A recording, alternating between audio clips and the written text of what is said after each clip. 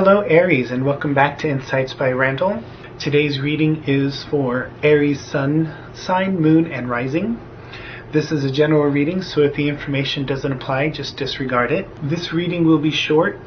I continue to change up the way I read until I find a method that works for all of us. This is a timeless reading. What is going on for Aries?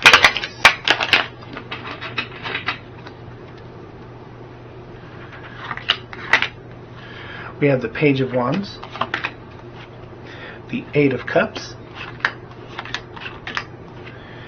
Judgment,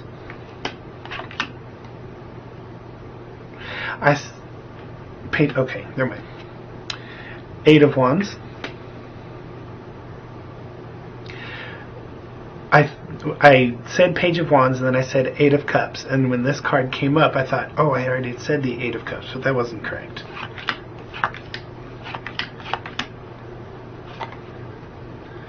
The Nine of Coins,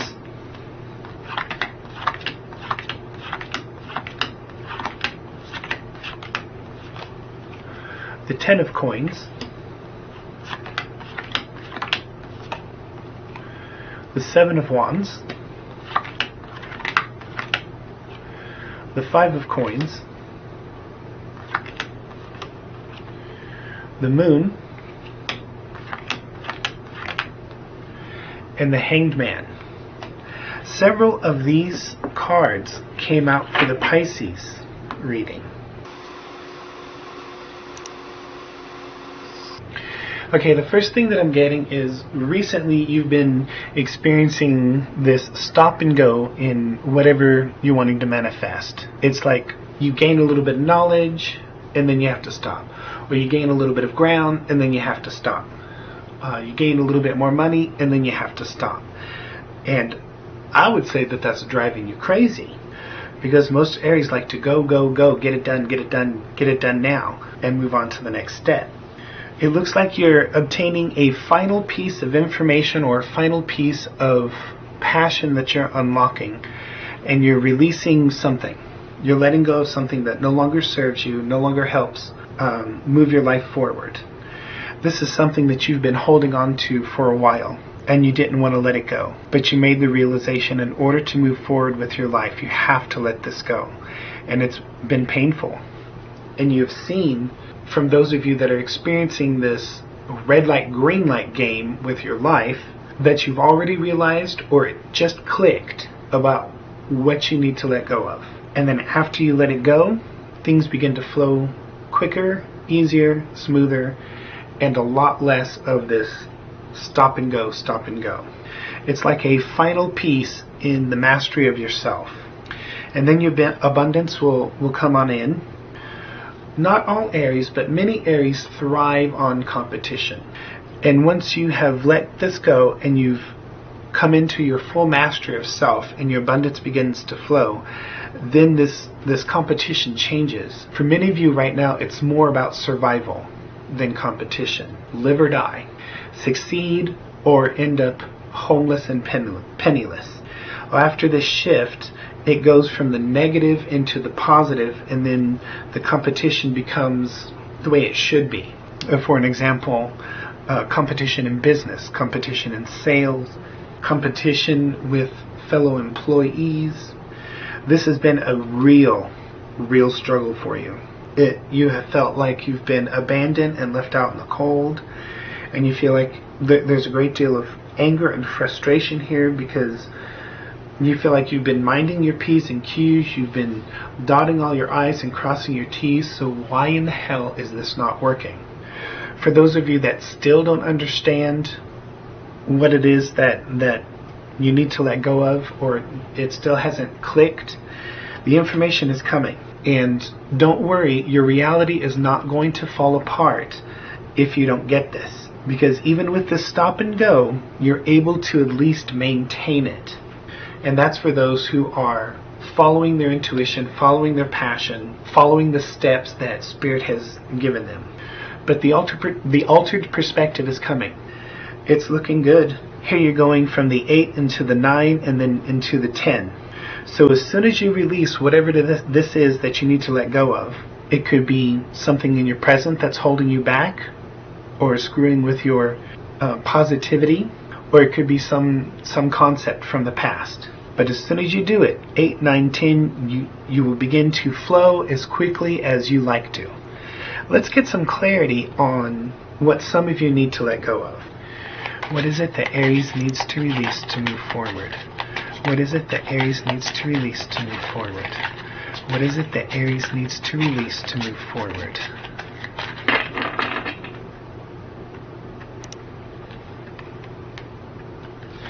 The 8 of Pentacles in reverse. The Devil in reverse. And Judgment in reverse. Okay, this is telling me that you've conquered most of, if not all, of your demons. You've done an excellent job at making sure everything is flowing the way that it should be. You've made sure that you've got the skills. You went through the training, the education. You got rid of your bad habits up to debilitating habits. You've even released a lot of judgment, negative and dense thoughts and feelings. Okay, I get it. You've done all this work, you've made all of these corrections, and you feel that you're done. But the emotional value of these past trials and tribulations are still within you. You need to emotionally let go of them. You need to allow yourself to feel it, honor it, and then let it go. I know that's not the easiest thing to do in the world, and once you fix a problem, you just want to move on from it. But these feelings and experiences buried alive will not die. And even though you have corrected many of them, got rid of what you needed to, there's still some kind of an emotional value that is taking place, and so it is affecting your mindset. It is affecting your concepts, the way you see the world, and the way that you are interacting with your abundance. So those things, some of those things are still in your energy field. They're still in your emotional field. And I feel like that they can't be ignored. You have to address them. Figure out a way to emotionally release them. Seek professional help. You know, if a priest or a rabbi or a reverend, something like that, is your forte, ask those people to pray with you, pray for you, pray over you. Those energies will help you release. If you're more of a spiritual-minded, New Age type person, seek healing like Reiki, hands-on healing, something like that.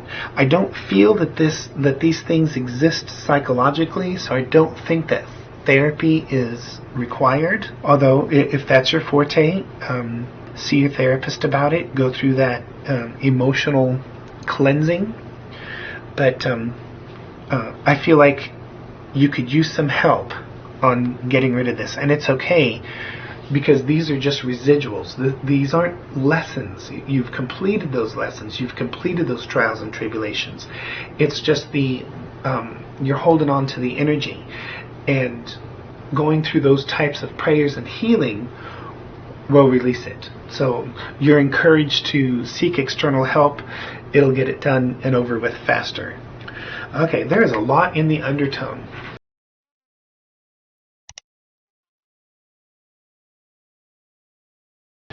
Pisces only had 4 cards in their undertone. Let's see what's going on. You have the Star card, the Page of Coins. Pisces had the Page of Wands and the Page of Coins. They also had the Fool. King of Wands, there you are. The Hierophant. The Four of Cups. I believe that Pisces had the Four of Cups as well. The Queen of Cups. The Four of Wands. Pisces also had the Four of Wands. The Four of Coins. The Queen of Coins. The World card. The King of Coins. Pisces had that one as well. I think there's been a lot of similar energies we've been going through.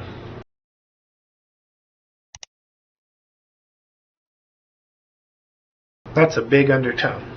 So after you release those old feelings and energies of those lessons and trials and tribulations that you've completed, you'll begin to naturally balance out. And it would also be good to balance yourself out and make sure that you are giving as much as you are receiving. Then your abundance will almost instantly kick in. And I feel like it'll be a snowball effect. It'll start off as a small snowball, but as you continue to roll it, it's going to get bigger and bigger. Then you'll truly begin your new existence, your new life, your new experience. You'll get all of your fiery passion and drive back. It's a regular stigma that people think that Aries just jump on in without a plan, and I've had far too many Aries best friends to know better. You like to figure it out, you like to create a plan, and then you like to mainstream it. And as you begin to return to yourself, really bring all of you back into focus and back into your life, you're going to be fine-tuning your plan, because then you'll have information, wisdom, knowledge, insight, and intuition on how to fine-tune your new creation, your new life. So there's going to be some of that going on. And then normally the Four of Cups is not being able to see all of the possibilities. But after you release all that old energies that you're still carrying, remember, they're no longer lessons. You've completed the lessons and all that kind of stuff. And you return to yourself, and then you fine-tune your plan. I had already said that, but I hadn't got to that card yet. Then you'll see all the information, you'll see all the possibilities, all the pitfalls, and then you can fine-tune, and then it's flowing really well. Now I want to say there's two energies here. But you'll be going from the Page of Coins to the Queen of Coins, and then into the King of Coins. This will be balancing your masculine and feminine traits. You'll be more like for lack of better words, a whole person in creating your life. But I'm also seeing two possibilities of a love relationship. They're both queens, but that doesn't matter. It could be male, female, anywhere you are on the spectrum as far as masculine, feminine energies go, or none of the above. Four of Wands, and then into the Five of Coins. This is talking about a stronger foundation, building your foundation, building your job or your career up. One of these two potential mates is a match made in heaven. It's like a power couple. And the other one, it'll be a truly emotionally fulfilling relationship. I feel that both of these people have their head on straight, they're active, and they want to improve their lives. So I feel that they're both good choices, but this one over here you're more compatible with. This one, very emotional person, but they're not irrational. Very passionate, very loving, very caring. This person can move mountains with their emotional strength. This person over here, very deeply passionate. They would come across as more secretive, even though they're not really secretive. They're good with money. They're logical. Both people are very private, but I feel that this person is more private. What goes on behind closed doors is between you and them and nobody else, as this person has a tendency to be okay with sharing more of their personal feelings. So either potential mate is an excellent choice, and this transformation is really going to help, or the final piece of this transformation is going to help solidify this relationship. And then the two of you together will begin creating your own world. And then the King of Coins, you'll be sitting on top of the world. You'll have your abundance. You'll have the creation the way that you want. Of course, this is life. You'll be met with all kinds of new challenges, but it won't be the same. It won't be the extreme like it was. What wisdom does Aries need at this time? What wisdom does Aries need at this time? What wisdom does Aries need at this time?